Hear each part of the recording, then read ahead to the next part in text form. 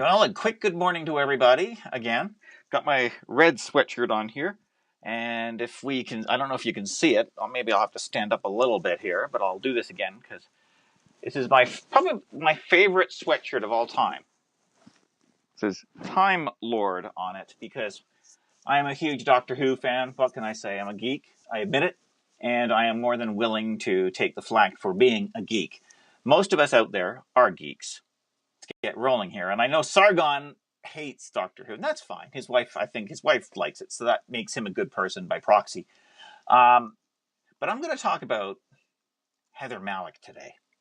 She's the resident columnist over at the Toronto Star, which is also known as the Liberal Party of Canada's propaganda machine, propaganda organization.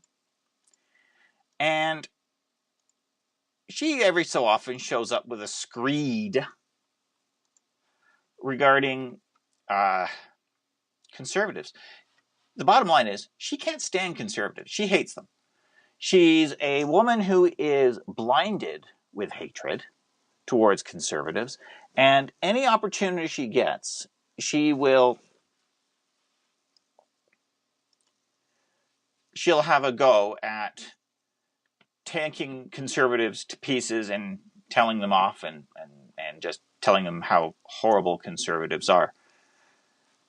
So, with that in mind, let's go through her latest column here in the Toronto Star and see what we come up with. Threat of Payette's affection for facts. Mallick. The anti-intellectualism of the U.S. has moved north, I see, with offense being taken over the mildest remarks. You see, she just comes right out of the gates with this. And frankly, Governor-General, that being said, I think the person that was chosen, actually, believe it or not, I think this was a good choice because she's a statesperson. She's an astronaut.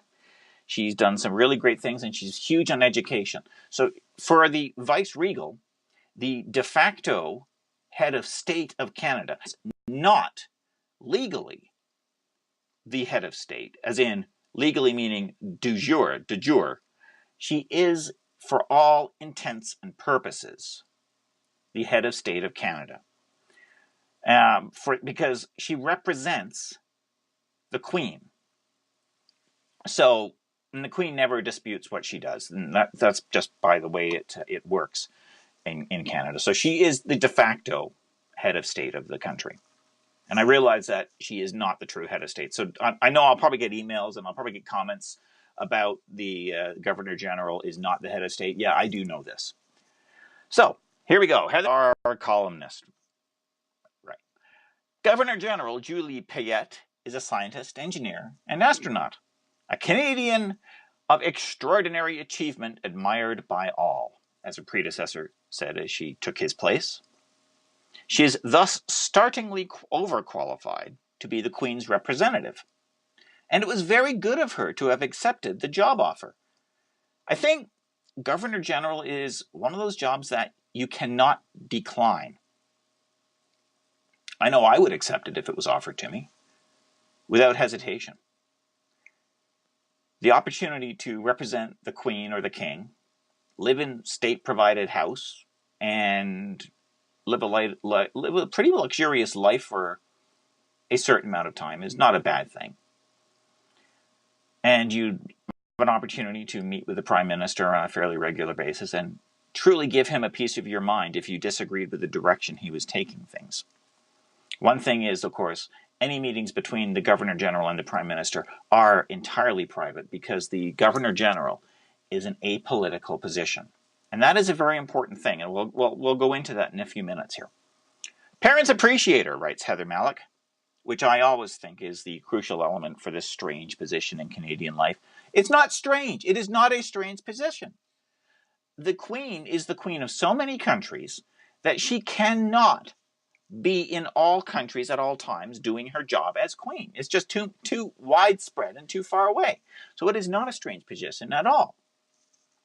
They can tell their little daughters and sons to study hard. One day you could be a Julie Payette, an adventurer, an intellect, Courage is an example for everyone who feels under fire. The Governor-General has been criticized for having spoken at the Canadian Science Policy Conference. Oh no, she spoke about science. Well, she's a scientist. She's an astronaut. Whose annual gathering whose theme this year is on Canada's 150th birthday, was how-based knowledge has been and can be used. So far, so good. She gave a speech about science and rationality, mentioning astrology and a lack of knowledge about evolution and climate change. This is where things go off the rails a bit. Because when you get into deeply held beliefs of a segment of the population, you are now starting to comment on things that are outside of your role as the representative of all people. By nature, the representative of the monarch, and the monarch's representative by default, is a representative of the entire nation. They represent the people who don't believe in evolution, as crazy as that is. They represent the people who believe in evolution. They represent people like me, who dispute the facts of anthropogenic climate change. By that I mean human-created climate change. No one's denying that the climate is changing. I just disagree with the premise that we are the sole cause. And in her speech, she attacked people like me. She represents people who follow astrology, and she represents people who think, like me, it's a bunch of bunk. We are still debating and still questioning whether life was a divine intervention or whether it was coming out of a natural process, let alone, oh my, oh goodness, a random process, she told her fellow scientists with some alarm. You see, there's the thing. I am a believer, a full supporter of the evolutionary theory of our development as human beings. Absolutely. Evolution is the only logical conclusion to come to.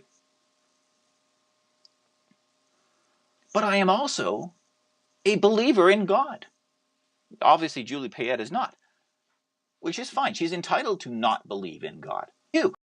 I believe in God as being a universal creator. And here's the thing. From my perspective, from any human perspective, we have no way of knowing for absolute certainty the ultimate source of everything, and we never will. That is an unknowable thing. And because it is unknowable, it requires faith, whether you have faith in nothing or faith in something. And if there is something there, aka God, and I'll use the term God for just because that's the word that most people would use to describe it. If God were to create the universe, then all the evidence created along with it would logically lead to the universe being where it is now, because it is, and because God is an unprovable thing, all the evidence would indicate an evolutionary process anyway. That is the way it is set up. Evolution does not disprove God. And that's what a lot of people forget. Evolution and creation are not mutually exclusive terms. Anyway, back to this. So, is going with this. Judging by the subsequent criticism, she writes, the Governor-General should not have spoken at the conference at all. Now, she can speak at the conference, but she has to remember that she's a representative of everybody, not just people who agree with her. Much less on superstition, much less in that tone of voice, much less be a divorced woman. What? Divorced, imagine that. Before she took up her position, the Canadian media joined forces to ask a court to reveal details over divorce. I am not making this up. Okay, yeah, Heather Mallick, I will agree with Heather Mallick there. She's right. That's private. Who cares? Is she capable of doing the job? Yes or no? Is she divorced? Who cares? Anyway, moving on. The anti-intellectualism of the U.S. has moved north. I see, with offense being taken over the mildest remarks, with academics derided and vaccinations avoided. True. There was diphtheria at an Edmonton elementary school this week, God help us. Great energy was spent on deciding whether Donald Trump had rudely tossed fish food into a koi pond in Japan, or had he simply eaten it himself.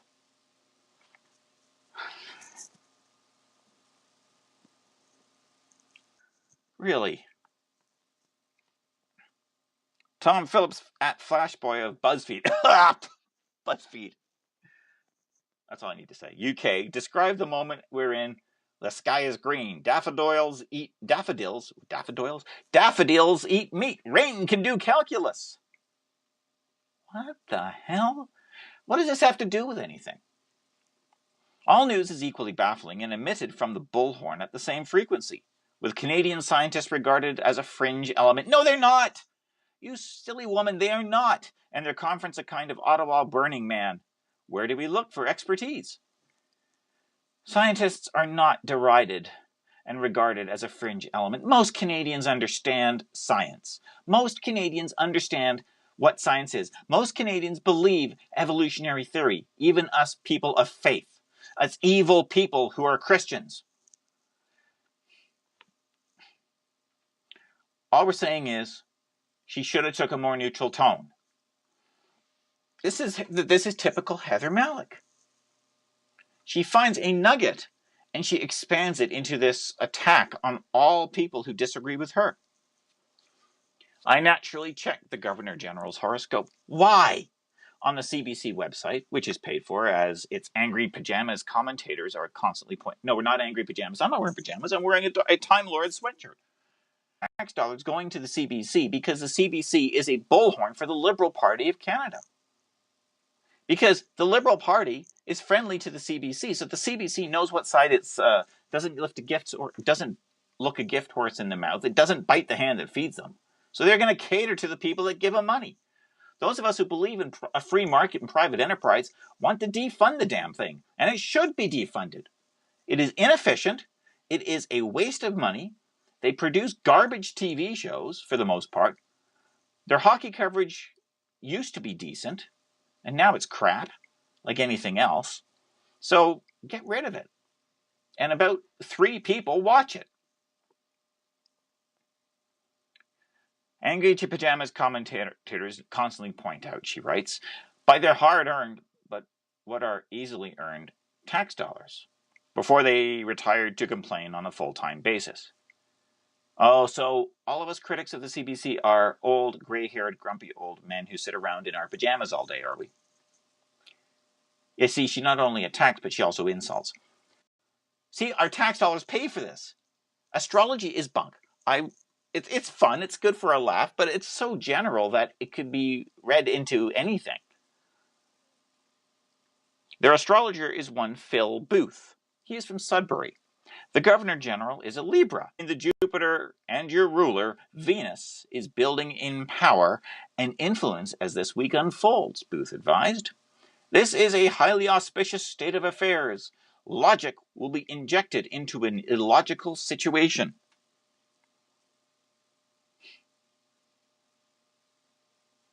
Gobbledygook, and our tax dollars pay for this. He was wrong. Jupiter and Venus must have found each other intolerable because columnists, much like Darren, Gary, and Arthur, who comment just beneath them, gathered to inject illogic into a logical situation. They said the Governor-General had offended truthy Canadians, i.e. those who go on with what they feel to be true rather than facts. Again, most Canadians believe evolution. Most Canadians believe in science, believe science is the way things. And I think Heather Mallick forgets that science is a process. Science is not a thing. Science is a continual expanding process. Question, theory, procedure to test theory, observe results, interpret the results, conclude. Usually that conclusion in expanding science leads to more questions and more research. That is why climate science and climate change science is not settled. And by the way, it never will be.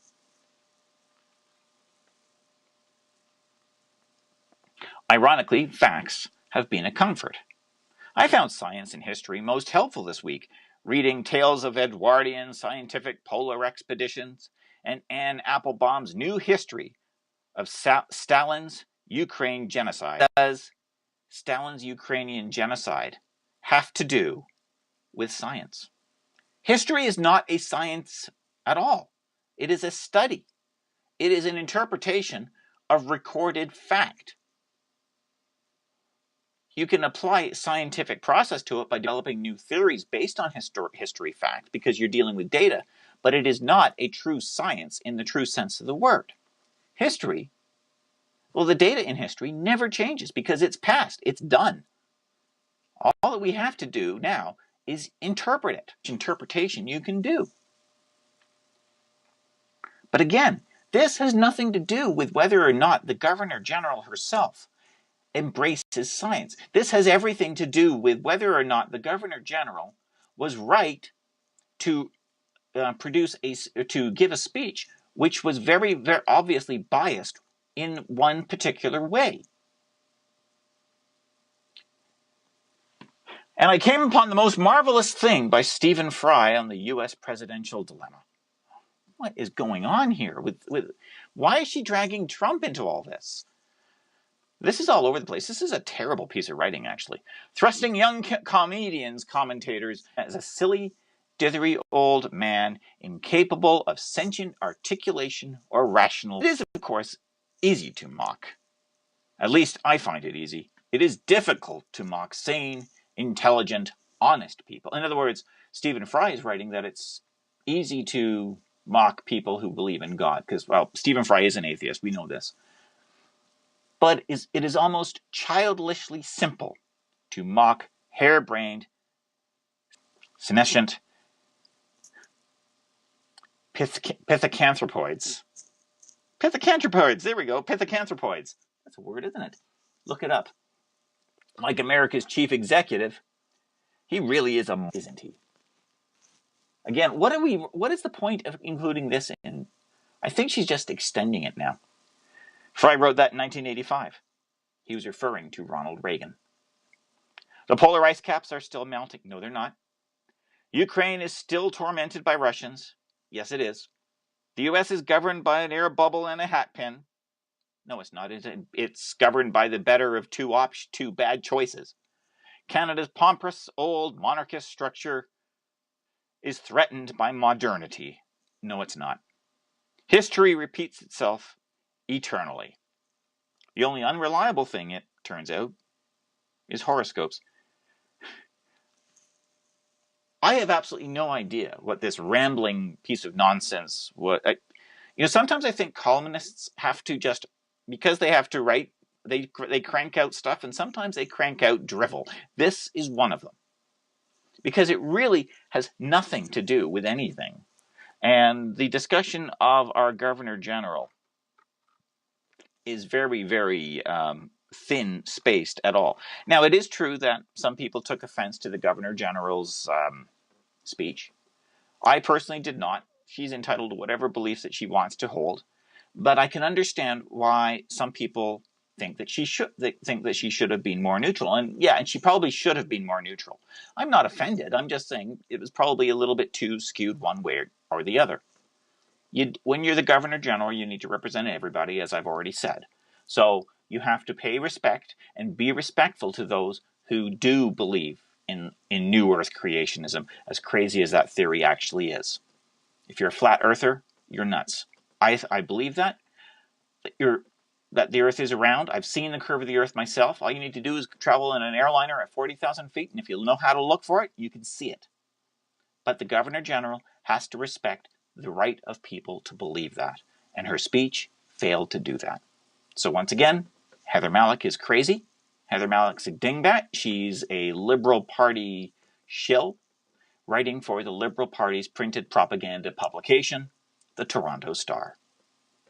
And that's it for Wednesday, November the 8th. I actually got the date right this time. What do you know? I'll be back on Friday.